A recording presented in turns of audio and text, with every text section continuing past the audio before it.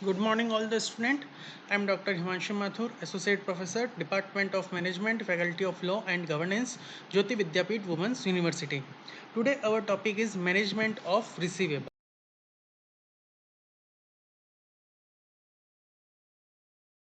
We are starting with the control over receivable. एक company को अपने रिसीवेबल के ऊपर कंट्रोल क्यों रखना चाहिए, कंपनी को अपने रिसीवेबल कम क्यों रखने चाहिए, या एक कंपनी किस तरीके से अपने रिसीवेबल को मेंटेन करके चल सकती है, क्या क्या मेथड्स है उसके, वो अपन यहाँ पे देख रहे हैं। फर्स्ट है collection process.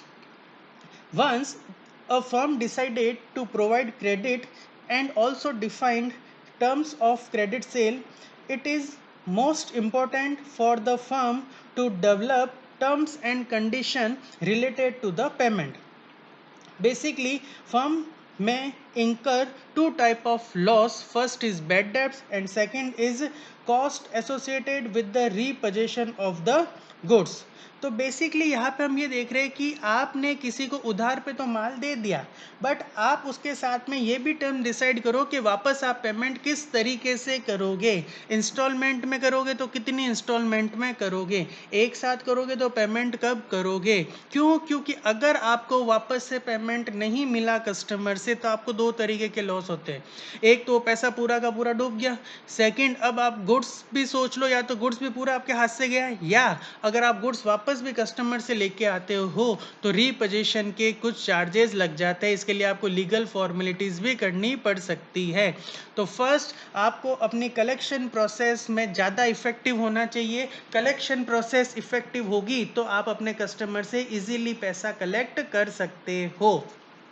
Second, regular check of customer worthiness. Basically अगर देखा जाए तो कंपनी की ये ड्यूटी बनती है कि वो टाइम टू टाइम क्रेडिटर की वर्थनेस, वो भी कौन सी वर्थनेस, क्रेडिट वर्थनेस को चेक करती रहे कि अभी जो इस कस्टमर को हमने मटेरियल सोल्ड किया है क्रेडिट पे, उसकी वर्थनेस, क्रेडिट वर्थनेस क्या चल रही है, क्या उसके साथ कोई फाइनेंशियल प्रॉब्लम तो नहीं हो गई, क्या वो लॉस में तो नहीं चला गया, क्या कोई उसके साथ नेगेटिव इवेंट तो हैपन नहीं हो गया जिसके कारण वो हमें पेमेंट नहीं कर पाए। तो यहाँ पे कंपनी की ये ड्यूटी बनती है कि वो रेगुलर वे में क्या करे, अपने कस्टमर की वर्थनेस को चेक करती रहे और ये देखती रहे कि अभी कस्टमर कौन सी सिचुएशन में है, पॉजिटिव है, नेगेटिव है, क्या कस्टमर इस सिचुएशन में है कि वो आपका पेमेंट कर सकता है, और अगर नहीं है तो आप उससे बात कीजिए और म्यूचुअल सेटलमेंट करके जितना हो सके अपना पैसा वापस रिकवर कीजिए। नेक्स्ट होता है quality of receivable. Quality of receivable का मतलब होता है कि आप गुड्स उन लोगों को क्रेडिट पे अवेलेबल कराओ जिनसे पैसे आने के चांसेस 90-100% रहते हैं। इसके लिए आपको अपनी क्रेडिट टर्म्स पॉलिसी ज़्यादा लिबरल नहीं रखनी चाहिए। जितनी ज़्यादा टाइट पॉलिसीज होगी उतने ज़्यादा चांसेस होंगे कि आपके पैसे नहीं डूबेंगे। अगर आप किसी 5-10 हज़ार वाले रुपए कमाने वाले को उधार पे माल दे दोगे तो सीधी सी बात है वो 10,000 रुपये सैलरी में अपनी घर खर्च चलाएगा या आपकी ईएमआई उतारेगा, और एक आप 50,000 रुपये कमाने वाले को लोन दोगे या उधार पे माल दोगे तो वो इजीली आपकी ईएमआई उतार सकता है। तो जब भी आप किसी को उधार पे मटेरियल दे रहे हो तो सबसे पहले आप उसकी क्वालिटी चेक करो, फाइनेंशियल फिटनेस चेक करो, फाइनेंशियल पोजिशन चेक करो कि क्या वो हमारा पैसा वापस उतार सकता है या नहीं। नेक्स्ट, लाइन ऑफ क्रेडिट, इसको अच्छे से समझना। This is the another control measure for receivable management which refers to maximum amount a particular customer may have as due to firm at any time.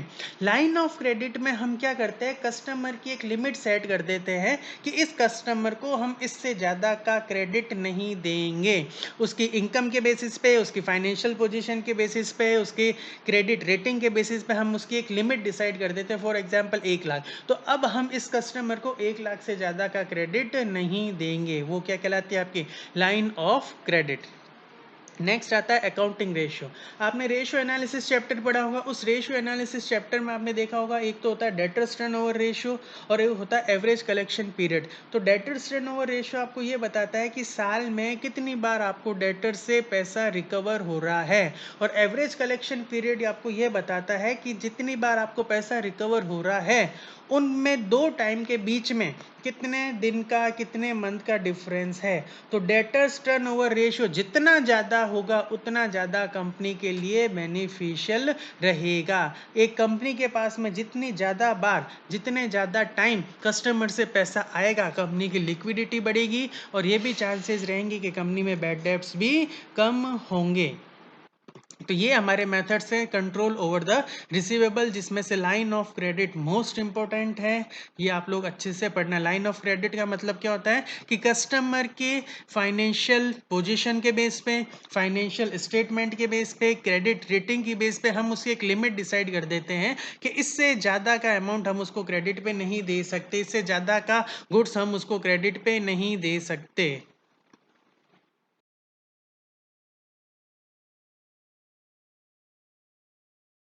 We are starting with the factor affecting investment in receivable. हमारे receivable को, हमारे debtors को कौन कौन से factor है जो affect करते हैं।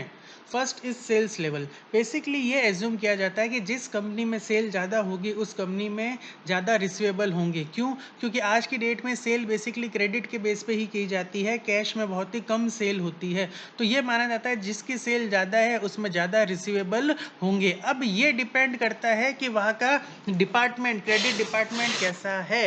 क्या उसने पूरी तरीके से स्क्रीनिंग करके कस्टमर को गुड्स क्रेडिट पे दिया है या बिना स्क्रीनिंग के लिबरल पॉलिसी फॉलो करते हुए गुड्स क्रेडिट पे दिया है।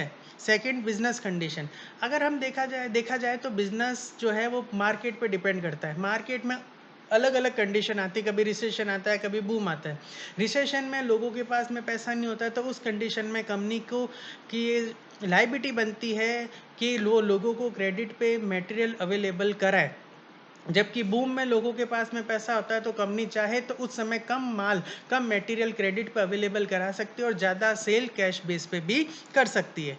Capability of credit department. Basically अगर देखा जाए तो क्रेडिट डिपार्टमेंट का काम होता है कि कस्टमर से जो परचेज ऑर्डर मिले हैं उसकी स्क्रीनिंग करना, कस्टमर की स्क्रीनिंग करना और ये देखना क्या कस्टमर क्रेडिट के लायक है या नहीं, और साथ ही साथ कस्टमर से अमाउंट रिकवर करना। अगर आपका क्रेडिट डिपार्टमेंट इफेक्टिव होगा तो आपके पैसे डूबने के चांसेस बहुत ही कम रहेंगे। और अगर क्रेडिट डिपार्टमेंट इफेक्टिव नहीं है, वो गलती कर रहा है कस्टमर को एनालिसिस करने में और गलती कर रहा है क्रेडिट मटेरियल, क्रेडिट गुड्स देने में, गलत कस्टमर को ज़्यादा अमाउंट का आपने गुड्स क्रेडिट पे दे दिया और जो अच्छा कस्टमर था उसको आपने कम अमाउंट का ही गुड्स क्रेडिट पे दिया, तो यहाँ पे ये गलती है क्रेडिट डिपार्टमेंट की जो एक कंपनी के लिए लॉस क्रिएट कर सकती है। Nature of business.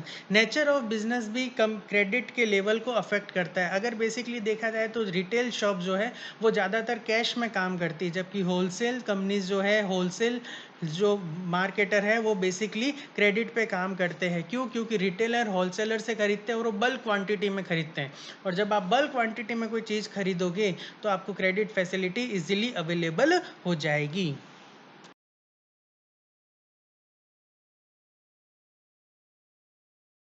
We start with new topic, factoring. Factoring refers to assignment of firm's receivable to a special firm which is engaged in collection activity. Factoring indicate a relationship between financial institution called factor and business firm called client. एक मैं इसको example से समझा तो एक Samsung limited company है जिसकी electronic के सारे आइटम की रेंज है। अब अगर वो सैमसंग कंपनी कस्टमर को उधार पे, क्रेडिट पे कोई मटेरियल गुड्स देती है, तो क्या सैमसंग कंपनी के पास में इतना टाइम है कि वो एक एक कस्टमर से जाके रुपए वसूल करें?